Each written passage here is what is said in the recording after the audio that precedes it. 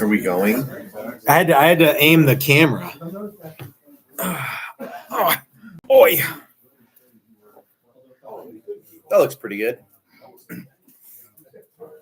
Let's see. Terry's here. Jay is here. So addressing the video title, if it's not done, you might have to. Oh, no, Jay. I've got. Hey, Mike Beckla. Should we turn off the air compressor? I did. Tazzy Tim.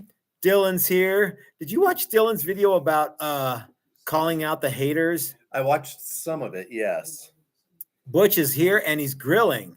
I kind of on Dylan stuff. I kind of want to be a hater because it would be fun to because Dylan knows who I am, but I don't think a lot of other people do. So they would like rally around Dylan. Oh.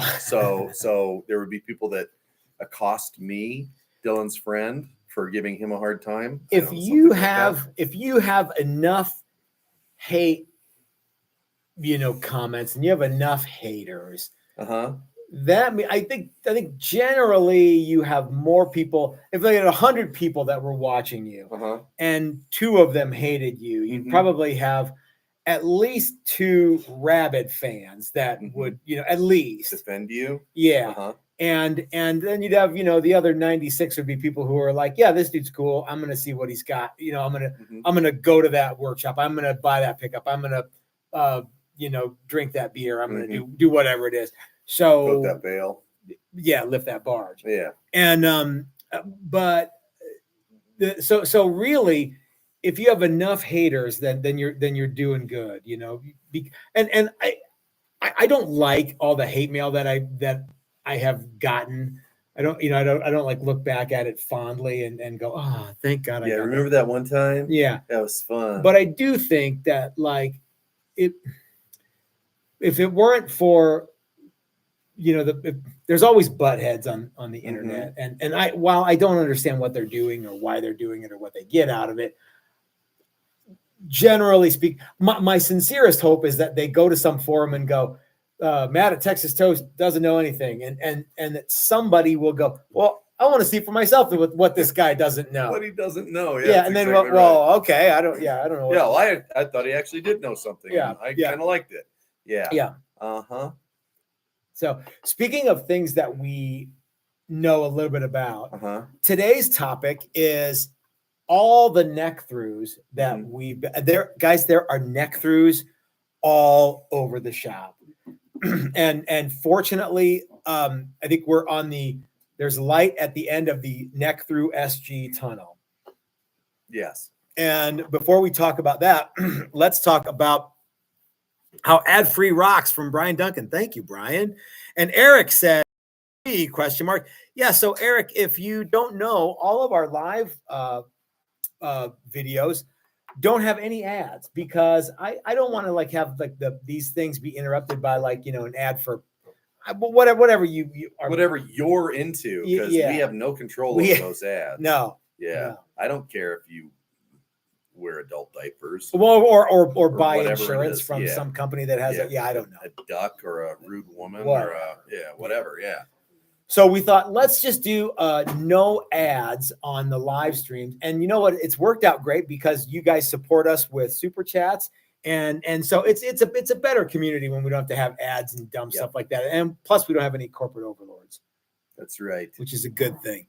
Which is, I think, did SS or Lefty say that was going to be his new band name? Say no to corporate the corporate overlords. I think was going to be corporate. I'm sure that's already a band. I'm sure it is too. Probably in every town. So anyway, we've made so many neck. Now, how many neck throughs do you think we've made in the last 30 days? Well, let's count all the ones that. Do you really want to know? Yeah, I mean, 25 or 26. Yeah, there's a bunch. Now, and what we want to talk about today is it worth it? Now we've made, how many neck throughs do you think we've made in the decade before the last 30 days? Less than 10. You think so? Because remember we made maybe 12. Remember we made those neck Doc and Dave. Okay, yeah, and okay. And there was a And then there was handful. another class that we did where we did more. There was a handful of Prince guitars that got neck throughs, yeah, two of those. Didn't Jim Fuller get a neck through guitar? Yep. Okay. Yeah. So maybe I don't 20. know. Yeah. Is that an okay number? Jay Valenti says Brian can't make. Thank you so much. God bless you, Jay. Oh, and Tazzy Tim. Okay, yeah. Brian made, but Brian did make him do it. Brian holds that kind of sway in Australia. Thank you, guys. Brian has a lot more juice than you think, sir. Right. And thank you guys for helping us keep this whole thing ad, because the whole dumb ad thing is dumb. I want to remember the good old days. Dumb ads on David Letterman. No, before ads on YouTube. I do. It's like, this is gonna last forever. I think that the YouTube thing is, I listen to YouTube a lot, like in my earphones when I'm like working around the shop and stuff. Every time I have to have an ad, I'm like way far away from my phone. I can't like go back to my phone and skip. So I have to listen to the dumb ad for whatever it is. I signed up for the thing. Did you? Okay. Yeah, it's so nice. Wow. Yeah, you click on a video, it starts, it runs all the way through. Oh, that's like, cool. Oh, neat. You click on it, like, okay. So yeah, it's worth it. So anyway, we've made our share of neck throughs, and of course, we didn't invent the neck through. We looked it up yesterday. The original neck through electric guitar. Well, history, I think, is probably wrong. There's probably someone who knows something else. But first recorded 1936, and I can't remember the name of the guy who did it. But and I'm not going to Ultravox. Okay, right? Ultralegs. So. That was Mad Dawgs. Yeah. Okay, so it was a different deal. But it was in the 30s of the last century, before World War II, was the first neck through electric guitar. Now, many years later, Rickenbacker had their first, that tulip shaped thing, and that was 56. I think we looked up yesterday. Okay. Yeah. Mid to late 50s. And then the first commercially successful neck through that wasn't terrible, one that wasn't completely awful. And correct me if I'm wrong, YouTube viewers, but the first commercially successful neck through that Gibson made was 63. They did the Firebird. Somebody wanted, yeah. Presumably, ostensibly, somebody wanted it 20 years later, but yeah. So the neck through has a fairly it's got a brief history. There's not a ton of them. Like, you can probably name a handful of people who make exclusively neck through guitars in 2025, but the Strat is still the Strat, and the Les Paul is still the Les Paul. And while I'm sure people have made neck through versions of each, generally speaking, they are glued together or screwed together.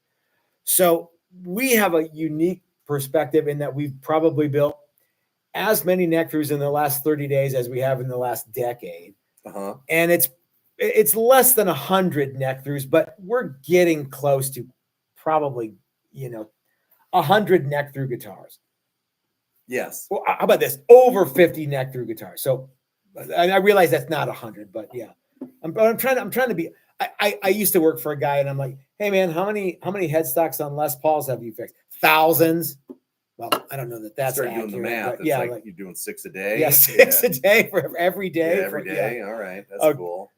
So anyway, thousands. So at least 2,000.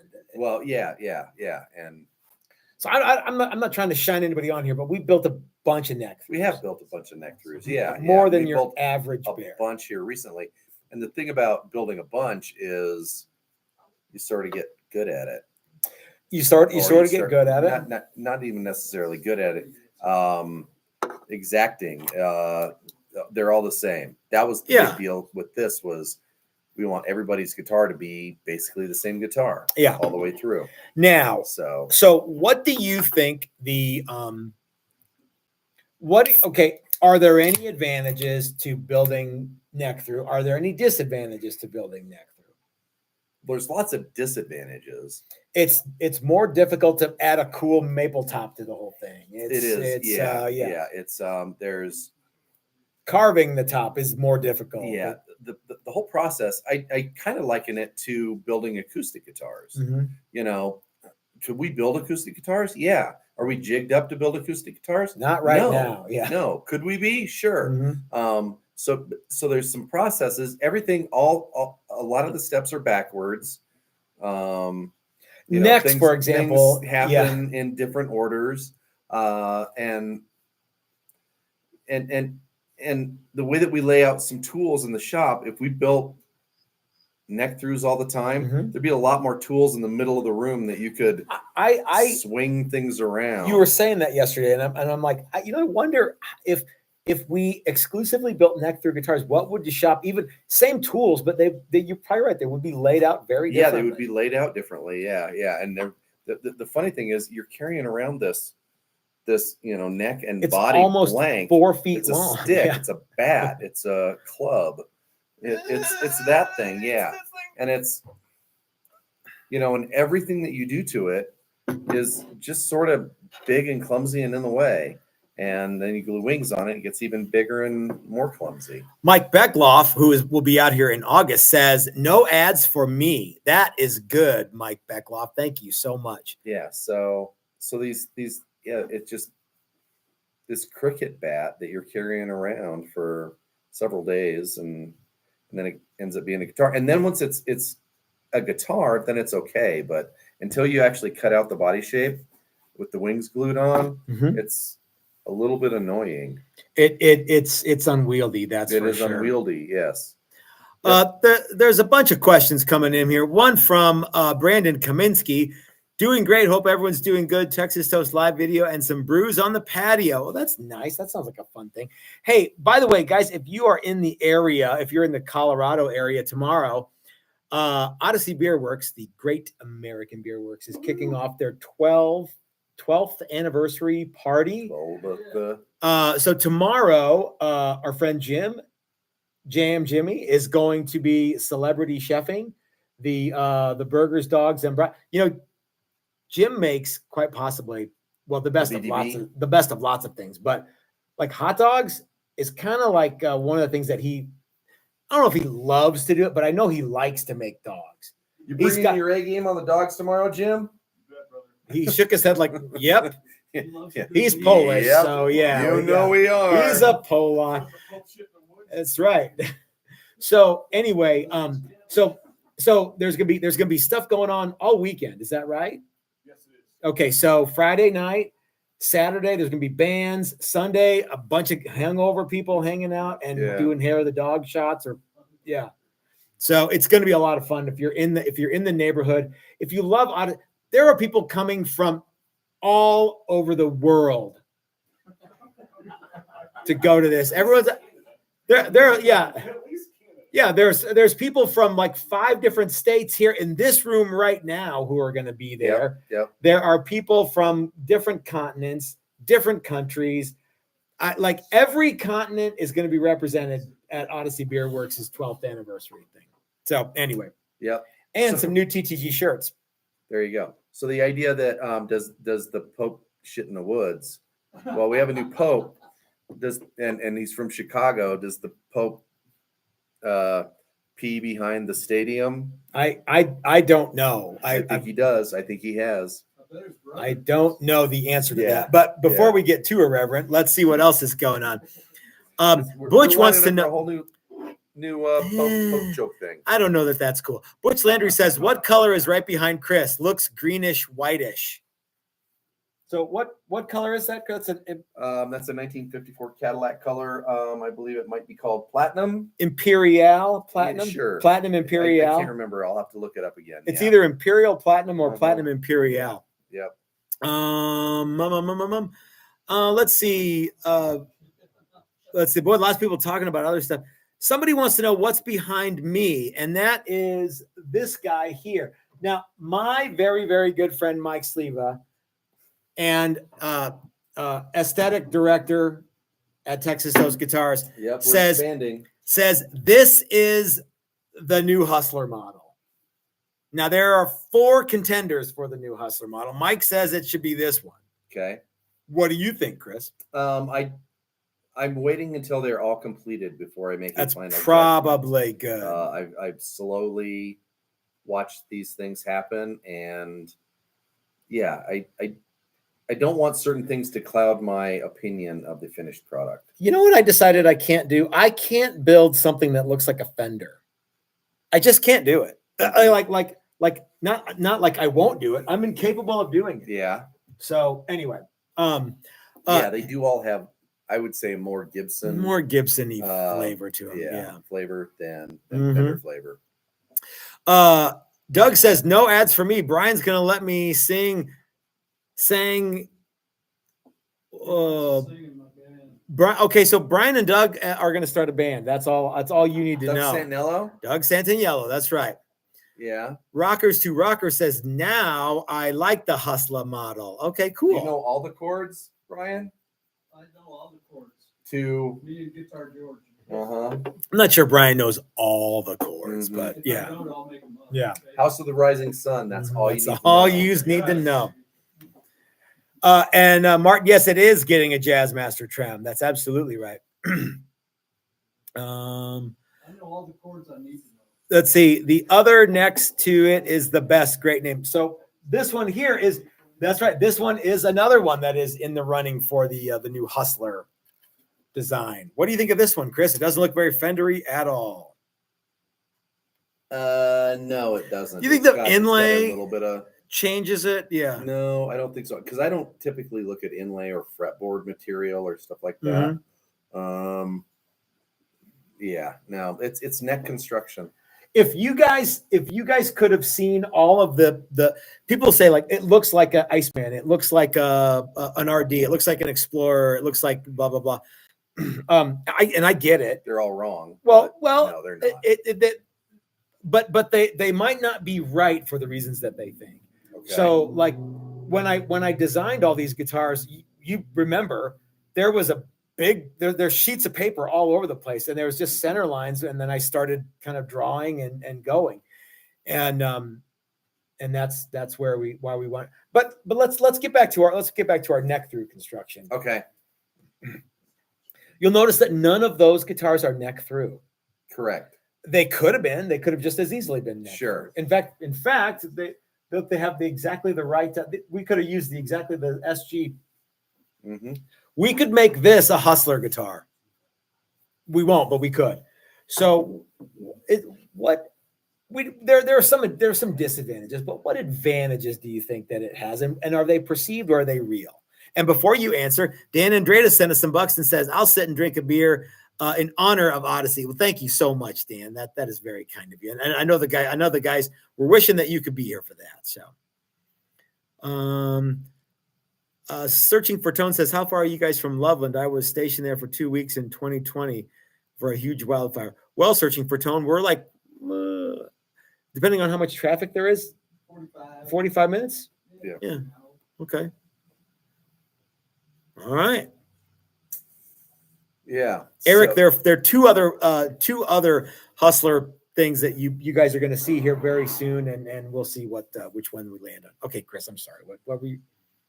So advantages, perceived or otherwise. I think the big one is the idea that from the strings, or from the nut, to the bridge is all one piece of wood. Okay. And there are sonic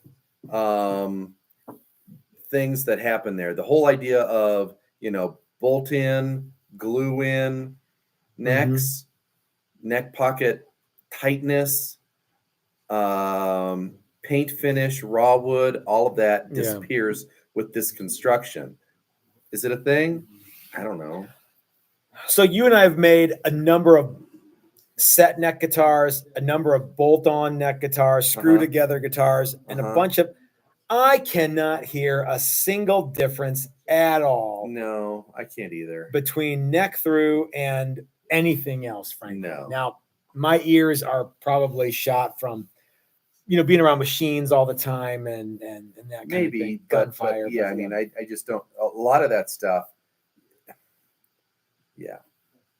You're not allowed to have You're not allowed to have paint in there. It has to be wood to wood. Yeah. But it's okay to put glue in there. Glue is fine. So glue is basically paint. Dylan has a great one here, and this is something I hear a lot. Sustain, bro. Now I think that's tongue in cheek. That's the whole idea. There is it's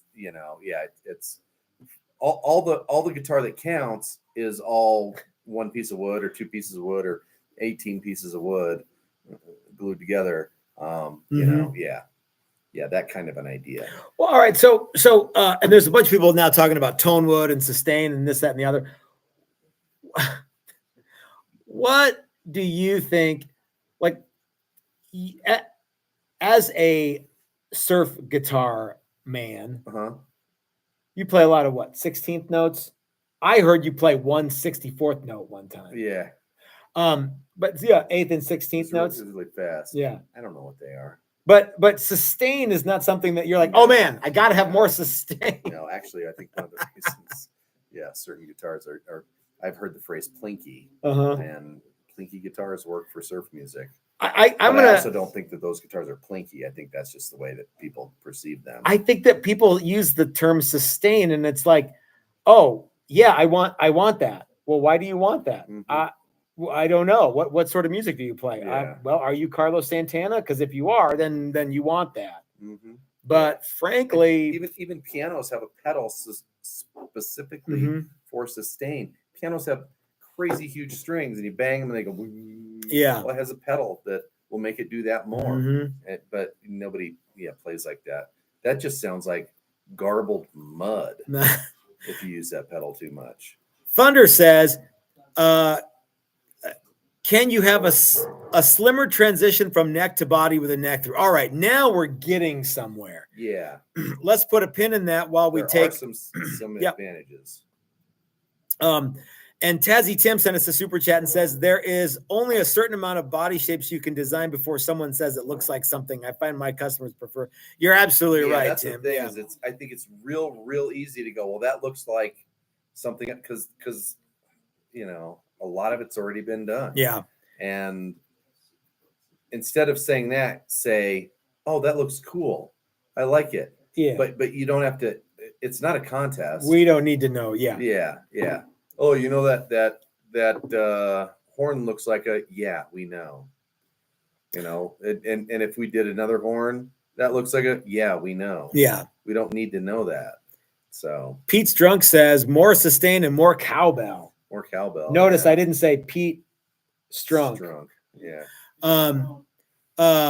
Martin Murray says sustain's not important to me because I don't play 8-second notes. I try to play eight notes a second. See, I think that's right. Yeah. So, but so to Tazzy Tim's point and to Thunder's point, there are some instruments that really do benefit feeling wise and no weak neck joint wise from being neck through design. One of them happens to be the SG because, or as Bill Wilson would say, because the there's no glue, there's no screws, there's the neck and the body don't need to be joined together. So what is a fairly weak in terms of glue surface area joint on the SG is eliminated if you make it neck through. I can't think of any other guitar that benefits more from being neck through than the SG should benefit. I suppose that like the Firebird would have a similar issue, maybe. But and you can have a smoother transit. Will you grab let's grab Nathan's guitar off the wall. You can have a smoother transition to the from the where the heel becomes the guitar body with a no, that's good, with the neck through. Now this one is a 24 fret neck, so it actually joins the body in the same place that the Gibson does, but the Gibson only has 22 frets. So you have unencumbered. The only thing that's blocking the access is the strap button, and it's hard. Can you have any issue getting to make those notes that only Dawgs can hear? No. Okay.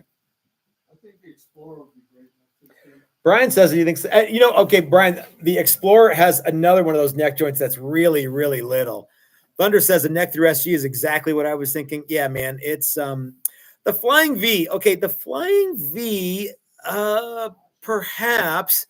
Flying V's pretty good on its own. It's pretty good. Yeah. It's got, especially if you trim back that heel, that tongue that goes. Like you're doing a bolt on one, then you can't really avoid that. But if you're doing a set neck, you should trim that heel off the body. Jay, you like that? You like that color? This red? That's good to know. Yeah, it's got a little bursty thing on it. Tazzy Tim says semi-hollow 335 neck through. Okay, now the 335 is you're just building a Bigsby at that point. Yeah, the 335 is not unlike this on the inside, except the neck's glued in. Adding carved pressed plywood sides and top wouldn't be impossible, but it would be a manufacturing challenge, I think. Driddle says, wait, are you telling me there are notes to be played beyond the 12th fret? No, sir, I am not telling you that. I am 100% positively not telling you that. However, we're thinking about some new models here. One has frets 1 through 12 and then nothing after that. The Rhythm Master. Yeah. And then one has frets from the 15th fret to the 24th fret and nothing before that. The Shredmeister. Well, I thought it was going to be called Rhythm Sucks. Yeah. I like Shredmeister quotations. Rhythm Sucks. But they're the same guitar, just less identical frets. Yeah. Well, one of them might have a neck pickup. Rhythm Master just has a neck pickup. That's right. Rhythm Sucks. Shredmeister. Rhythm Sucks. Just bridge. Yeah. Now, you might be asking, why don't you have just the headstock be right here on the rhythm? It doesn't work that way. You have to have all this string length to get those really pleasing notes up here. Yeah. Yep. And Lefty's right. We'll save up to $3 for the 12 less frets. All of this back here is just waste. Why does it need to be white? Yeah. Why couldn't we just cut like this? I don't know. I mean, frankly, we could. Yeah. I think Nathan would be totally cool with that. Nice for no reason. Dylan says, what about the Bluesmeister with only the 5th and 9th? Now, okay, imagine, because really you could just mash mash this right here and mash this right, and you're basically you're tuning and you're playing and you're having a good time. Yep. I know 3 licks. Here they are. Eric says, how about just the first 5 frets, the cowboy okay chords? Yeah. Now, if I could play I know several guys that would be the perfect. That would be the ideal instrument. Talk about like easy to level the frets. Easy, yeah. My as you guys probably know, if you've been watching me for any amount of time, the basses that I built for myself have 7 frets. If I could play all 4 strings, they'd only have 5. I'm surprised we put all 4 strings on it. Frankly, I am too. Yeah. So Bitmat says no. I don't know how you would pronounce this. Gent Master. It's Gent. Yeah, if I got the Django reference, but yeah. No, it's a metal thing. Yeah. Oh, it is. Oh, okay. All right. 1 low B string. That's all it is. That I could make that. Searching for Tone says, can you make out where all the wrong notes sound right? We'll fix that in post. I thought that was a bass. Yeah. I told him that's a synthesizer. Doug says that he's driving, and as usual, the stupid thing will not pick up my words, especially on super chat. Doug, we still appreciate you, man. I know you're out there making moves and doing stuff, and you're hopefully you're driving back from the golf course and you had a good day. What? Okay. What's the matter? Nothing. What are you doing? All right. So what do you guys think? What do you guys think about neck through guitars? Do you have any questions about neck throughs? if you do have any questions, well, let's take some of them right now. And if you're kind of like, hey man, I'd like to build a neck through, but I can't make it out to the shop. Did you know, Chris, did you know? I did not. That this year on Patreon, we are building a neck through guitar. In fact, this is what we're building on Patreon. And the one way over there on the other side of Chris is the other one that we're building as part of our Patreon online workshops. The Purple Heart? The Purple Heart, yeah.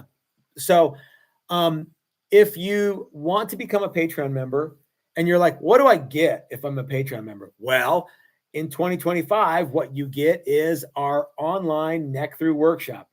Now, this is the last time I'm going to do it where any member, any Patreon member at any level gets full access to everything.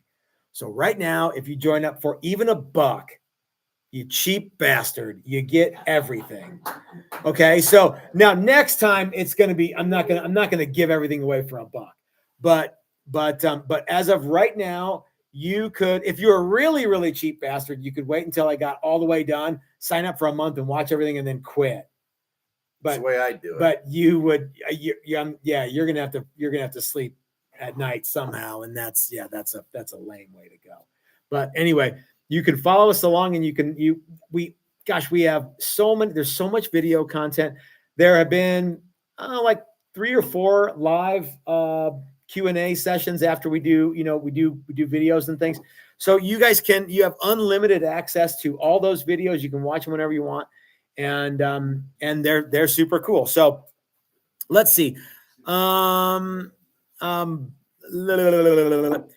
says the blank that you have there would make an ace Bo Diddley. Curtis, are you talking? Yeah, we just finished. That was the joke this week. Was the thing after you shape the neck.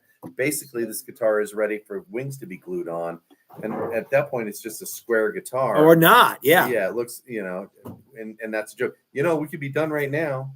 See you, boys. Let's see. Tazzy Tim says building a 335 Midtown Atmosphere will have the best pickups. Dylan P90s. Well, who makes better P90s than Dylan? Nobody.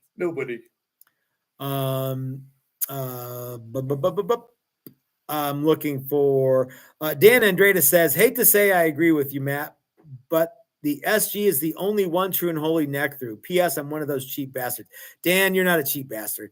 Dan, Dan has been hanging out with us for a long, long time. And I absolutely, Dan's a straight shooter. He is. Dan's a cool dude. I love that guy. So yeah. Van Shank says he's got a couple episodes to catch up on. Okay, well, cool, man. I'm glad you're along for the ride. Lefty says, sound like an infomercial. How much would you pay? That's right, only $1.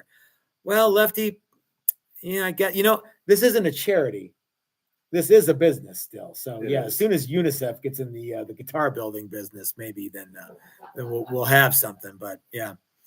Driddle, yeah, Doug is here. He's in the car, goofing around, driving. He didn't know his handle. Oh, he doesn't know his handle. Oh, okay.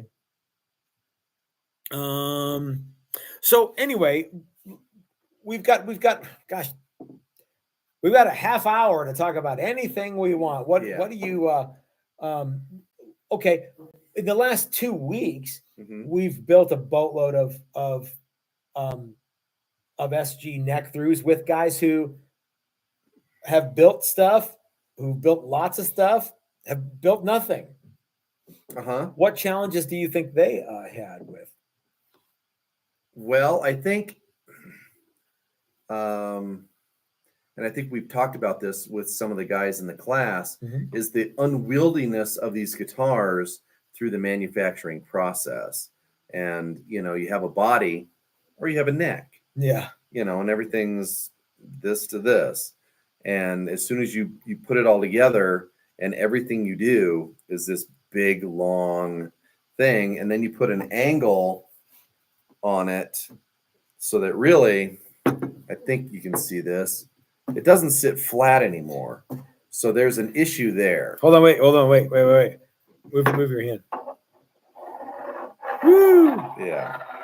Yeah, so it doesn't sit flat. So all of a sudden, everything you do has to be propped up and has to be, and so you try and run it through a machine where this needs to sit flat, and all of a sudden, the neck starts dragging, and you can't do it. There it is. Oh shit! Yeah, the headstock starts so there's lots of different,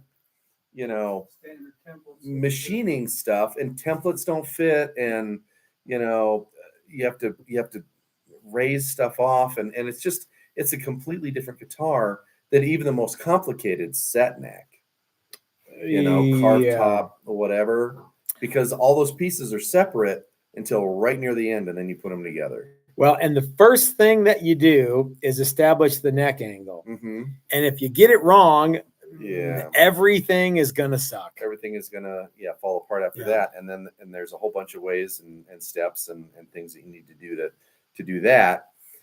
And it's just a very, very different construction of a guitar. And I hate to say this, but I haven't done a ton of them. I've been here when they've been done. I have participated in discussion of how they're going to be done, but there's a lot of this stuff that I haven't had firsthand experience with, actually doing it. Okay. Do you have any I know how tools work. I know how our tools work. I can, figure it out. Can you imagine? I'm not as comfortable with this as I am some of the other stuff. Okay. Can you imagine in 1963 at the Gibson factory? Yep. They have more tools than we have, but the tools were probably very, very similar, if not exactly the same tools that we have. They just have more of them. You know what I mean? Instead of one shaper, they probably had a dozen. Yeah. Or 500. I don't know how many they had. 500 shapers. But imagine in 1963, there's no CNC machine, and there's not very many guitars that are done like this. Right. So you're kind of, even if you're not breaking completely new ground, you're like, well, we as Gibson have to figure out how to do this. Yeah. And make a guitar that is going to say Gibson on it. Yeah. And we have to tool up using the stuff that we have. And we're also going to not make all the other stuff that we make. So, so in 1963, what did Gibson build? They built Ds and SGs. I don't know if in 63 they were still built. Obviously, they weren't building the Les Paul, or were they back then? Did they reintroduce it? And it wasn't until later on. 68, I think, was when they came back with that guitar. The 335s were probably still being done. Were popular. I think there was a bunch of stuff that was still popular, but and the thing, they had a lot of manpower. They had engineers, they had foremen, they had all that, and they probably had a willingness to ruin a bunch of wood learning how to do it. Yeah. And that's one thing that we try to avoid, is wrecking a bunch of stuff as we go, because frankly that costs a lot of money, and even wrecking one for us is a big deal. So and then you get processes down, and you have all these people and all these things, and probably fairly quickly figure out how to do it. But let's take some questions from the comment section here. Butch says he was watching the video of the Rick Turner guitar build from a few years ago. Looks like we had fun. We did have fun, Butch. That was really fun, and that was another upside down project too. Yeah, where everything was, you had to rethink all your steps. If I remember sitting here with you right before Andrew St. Pierre got out here, and we knew what he wanted to make. And I'm like, Chris, I've built like replica instruments of Les Pauls and Rickenbackers and Strats and all this other stuff. Frankly, the notion of building anything that Rick Turner came up with is terrifying. Yeah. Because Rick Turner is smarter than everybody. And the way that those guitars went together was wild. Yeah, it was wild. And, I think if you worked in the woodworking industry in some other capacity, maybe some of the stuff would be more clear.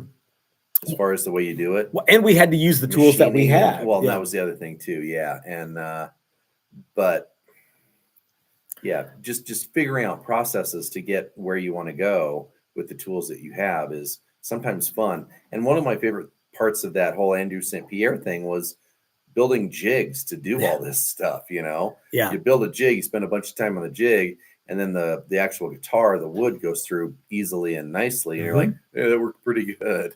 Pretty happy with that. Butch also asks, is there a finish reveal on the guitar somewhere?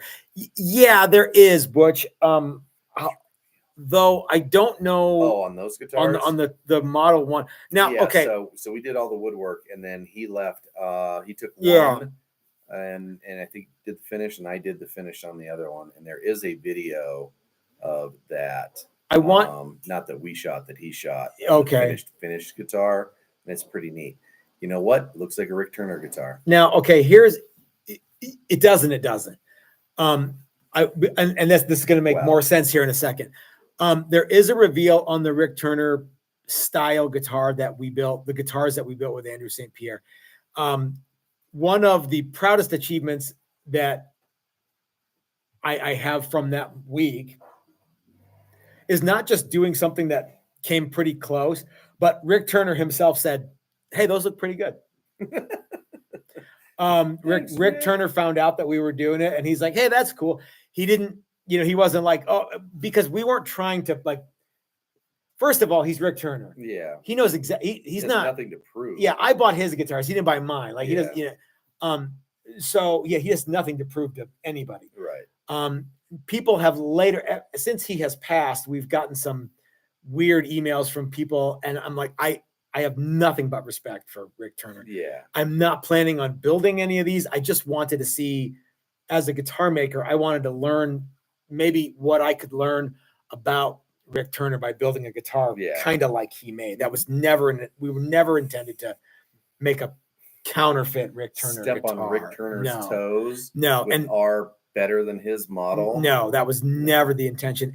And Rick himself, like I said, he was like, "Hey, those look pretty good, you guys." But somewhere out there is a video, which I don't know where it is, but somewhere it's out there. I have it. Do you? I do not send it to anybody. Oh, okay. Yeah. Jay wants to know. Oh, hold on, Jay. Doug sent us a super chat and said the Sunday driver arrived safe and sound. Thanks again. Thank you, Doug. I'm glad it got to you, my friend. Jay wants to know, is painting a neck through any different or harder? No, by the time it's all finished, it's just like painting a set neck. How about this? Is painting an SG harder then? Yes, painting an SG is harder.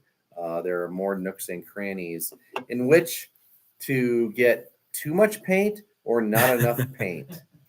Maybe tomorrow we'll talk a little bit about that. Okay. Those horns stick out just enough that you can hit the horn more than you want. You can hit the back of the neck more than you want painting it. So you have to be a little more careful painting an SG. Sean Joint, who I hope comes out soon, says, where'd you go, Sean? Matt, how easy is it to make a neck through transition at the body with a set neck construction? Okay, let's dissect this. Matt, how easy is it to make a neck through transition at the body with a set neck construction? I think so. He's talking about hogging or removing a bunch of material. Oh, okay. Off of this area. Okay, here, great question, Sean. He's asking. We have been doing this for the last 2 weeks. The necks look like this when the guys shape them, and then we glue the wings on, and then we do the final transition after the wings are on. Yes. I think it's not too tricky to do. No. You just gotta hold the tools right, and you just gotta. Mahogany is way easier than maple. Yeah. And getting it shaped is not. It's not impossible, but it is.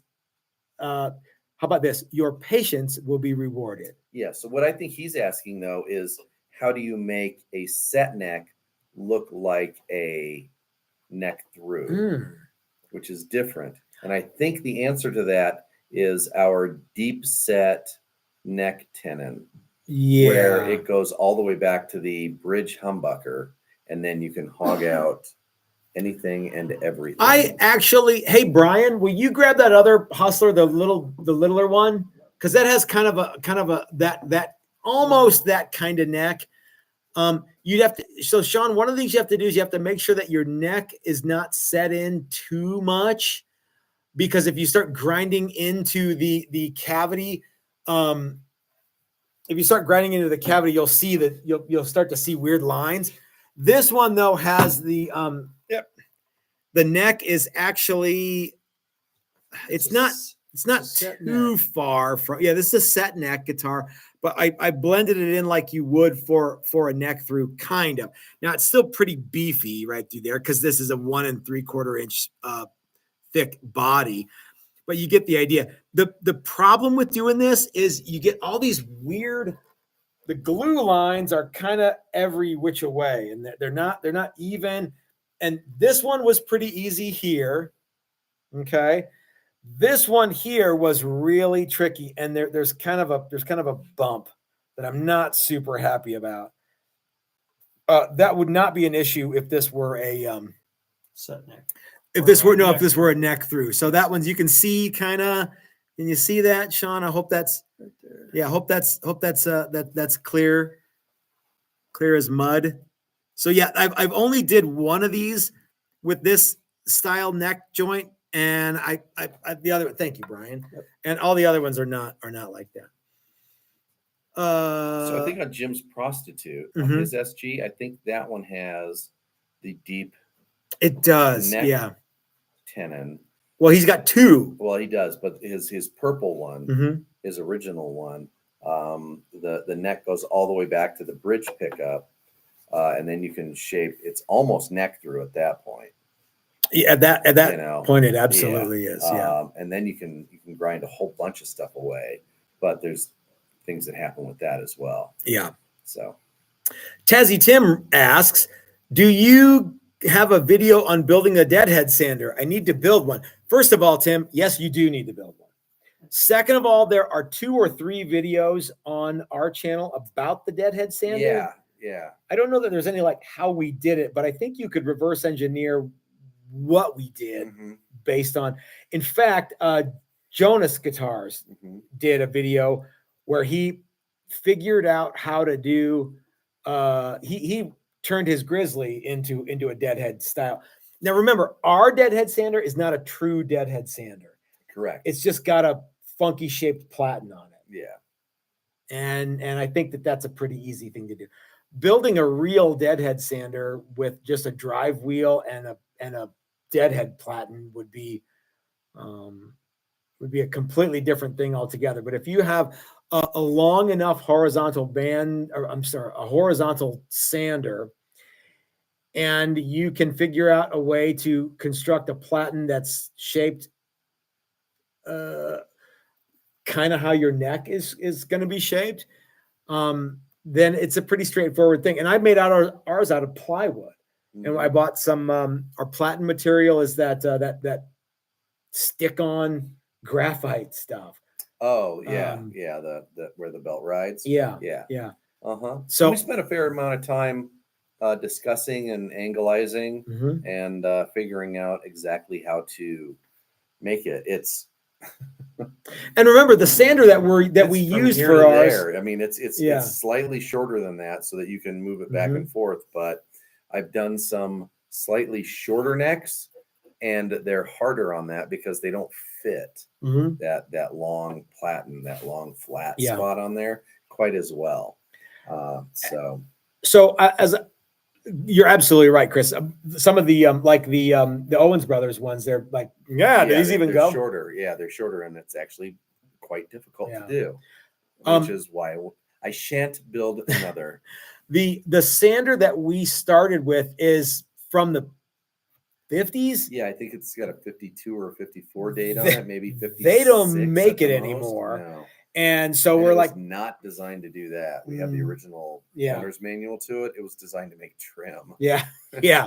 So really marginal trim. If you'll have to locate some sort of sander, and you'll have to build some sort of platen, and you'll have to locate some sort of custom length sanding belts. And So, but that was the game changer for us. Is Uh-huh. when we figured out we could order belts to the 1/4 inch. yeah.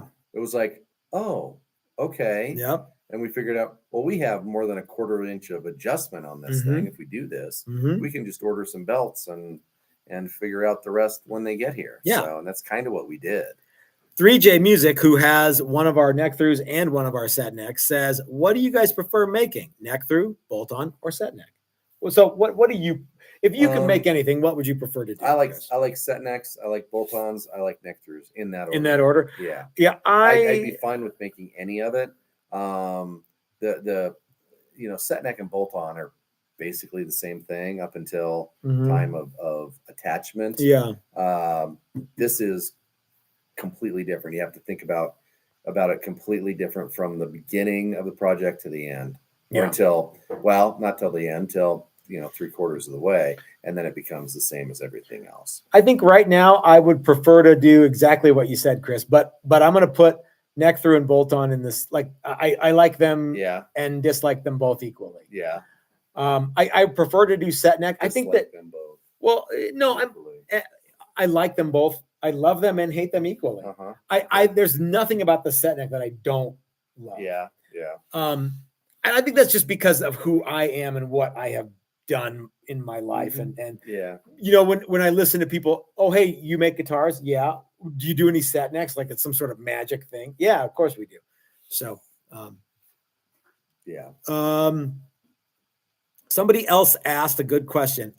Rod wants to know, Rod Music says, what's your guys' opinion of Tune-O-Matic versus Fender style hardtail?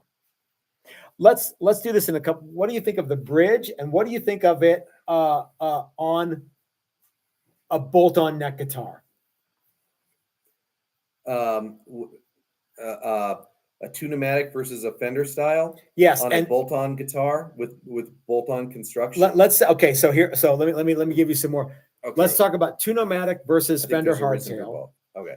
And let's talk about if you had a Strat that had thank you, Brian. and you had a Strat with a Strat neck, and you had to, but it wasn't have any no holes for a bridge. Which would you use and why? I would use a Fender style bridge every single time because of neck angle.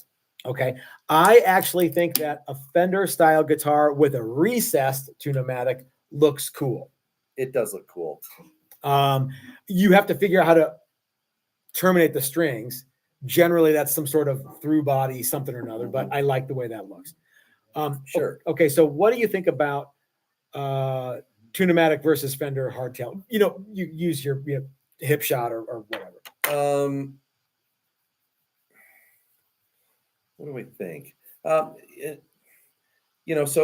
I think the whole Tune-O-Matic thing is because of the guitars that they built previously to that, arch tops and things like that, where you had a big neck angle and a body and probably a trapeze and a bridge that you needed to sort of triangulate everything with. And that's why you design a bridge like that. The Fender stuff, I think, came from the lap steels that they made. Okay. Everything was flat and, fairly easy construction. Neck pocket's flat, neck is flat. On a carved top guitar, something that has two posts ain't bad.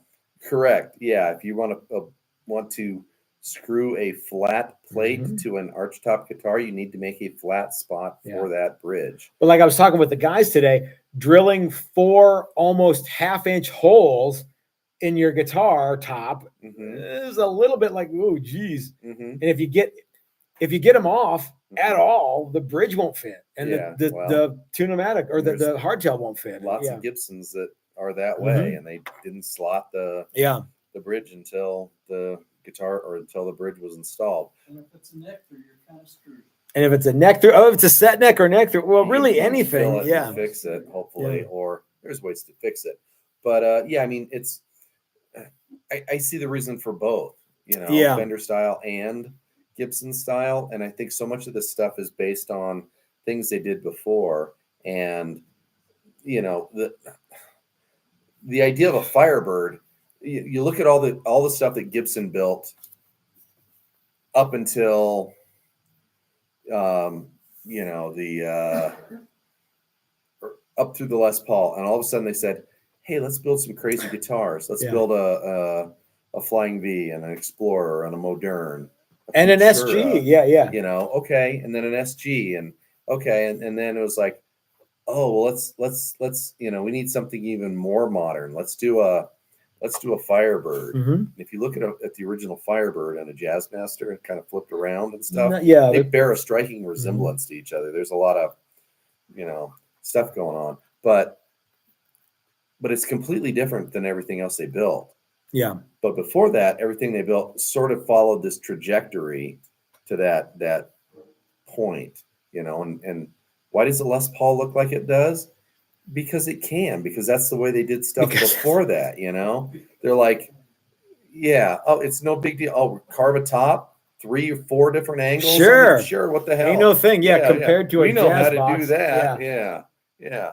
So that's the way they did it. Yeah, we're going to show them binding and angles and carved top. We can do that. That's no big deal. Yeah. And we're going to charge virtually the same money they charge for their top end one. Okay. And I think that the other thing that I want to bring up is our Challenger model originally had a Fender style bridge. And still can. And still does. In fact, the only guitars that you can get that don't have that are ones that you can get through Dylan. Dylan Talks Tone. He has a Tune-O-Matic and the Wildwood series. Yeah. Well, and the interesting thing about that is there's a fair number of changes that have to happen to put a significant number, Tune-O-Matic on there. It's neck angle, but it's still a thing.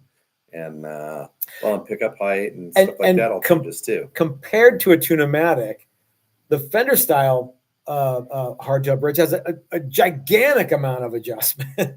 Yeah. And it's up and down and back and forth. Yeah. So one of the things that like tomorrow when we start setting up guitars, we have 12-inch radius on 12-inch radius bridges, and setup is way easier on a Tune-O-Matic because you only have to adjust the ease. Yeah. Everything else just sort of falls into place. Yeah. So if you had a neck with a conical radius fretboard and you said, I'm 10 at the nut and 16 at the last fret, I want to put a Tune-O-Matic on it and recess it and make it look cool.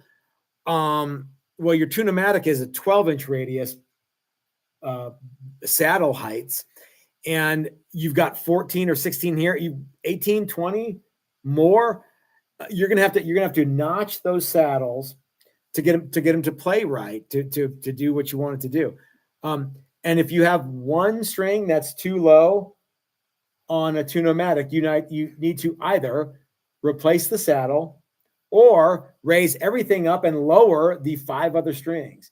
So in terms of ease of put it together, the Tune-O-Matic has some definite advantages.